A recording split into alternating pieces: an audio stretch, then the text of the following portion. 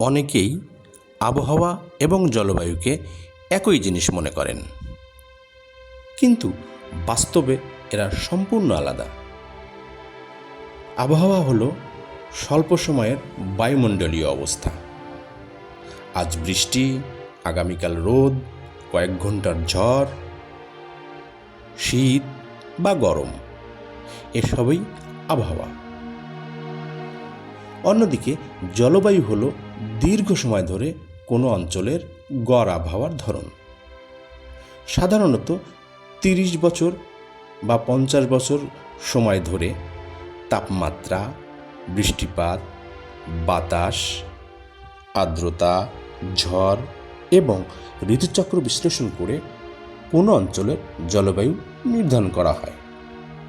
অর্থাৎ আজকের রোদ, বৃষ্টি, ঝড়, খরা, শীত বা গরম হলো আবহাওয়া, আর 30 বা 50 বছর ধরে রোদ, বৃষ্টি, ঝড়, খরা, শীত বা গরমের ধরনকে বলা হয় জলবায়ু।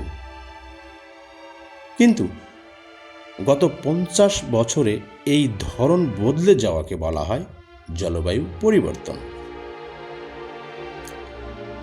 জলবায়ু পরিবর্তন একটি চলমান প্রক্রিয়া।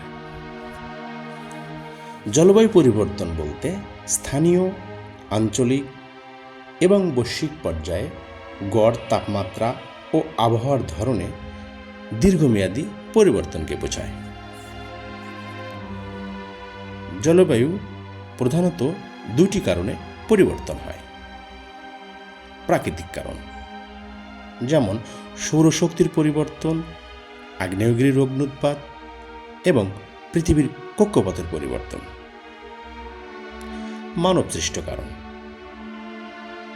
জীবাশ্ম জ্বালানি যেমন কয়লা, তেল ও গ্যাস পোড়ানো, বন উজাড়, কৃষিকাজ এবং শিল্পায়নের ফলে গ্রিনহাউস গ্যাসের নির্গমন।